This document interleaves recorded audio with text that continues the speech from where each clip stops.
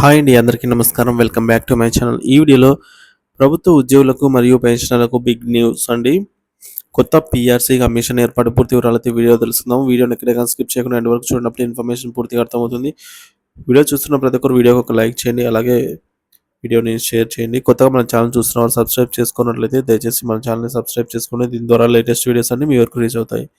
ఒక విషయానికి వచ్చినట్లయితే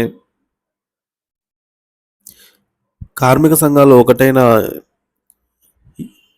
ఏఐటియుసి వినియోగదారులకు ద్రవ్యోల్బణాన్ని దృష్టిలో ఉంచుకొని వేతన సవరణ ప్రక్రియను చేపట్టేందుకు పే ప్యానెల్ ఏర్పాటు చేయాల్సిన అవసరం ఉందని అయితే స్పష్టం చేసింది.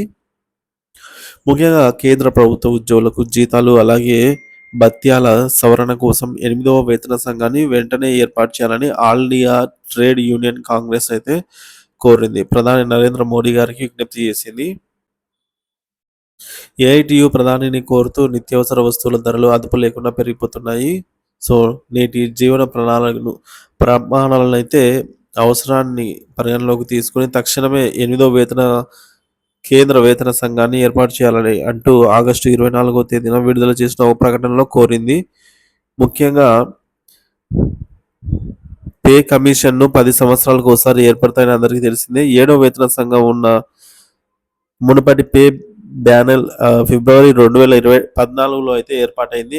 అందుకు సంబంధించి సిఫార్సులు జనవరి 1, 2026 నుంచి అమలు చేయబడ్డాయి. 7వ వేతన సంఘానికి సంబంధించినవి.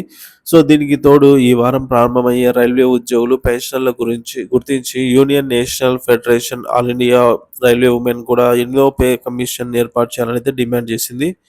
అంతేకాదు ఎన్ఎస్ఐఆర్ విడుదల చేసినటువంటి ఒక ప్రకటనలో 8వ వేతన సంఘం ఏర్పాటుకు సంబంధించిన వివరణాత్మకమైన ప్రతిపాదనను ప్రధాని మోదీ తెలిపారు.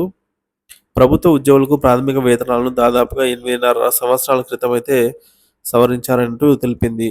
అయితే తన ప్రతిపాదన ద్వారా డాక్టర్ ఆక్రోయిడ్ ఫార్ములా ఆధారంగా కనీస వేతనాన్ని అయితే 32,500గా సవరించాలని తెలిపింది.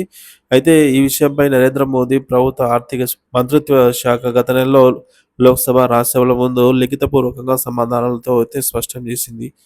ప్రస్తుతం అలాంటి ప్రతిపాదన ఏదీ ప్రభుత్వ పరిశీలనలో లేదు అని ఆర్థిక శాఖ సహాయ మంత్రి పంకజ్ చౌదరి స్పష్టం చేశారు. దీన్ని బట్టి చూస్తే ఉద్యోగస్తుల వేతనం ఇప్పట్లో సవరించే అవకాశం ఉన్నట్టుగా లేదని తెలుస్తోంది.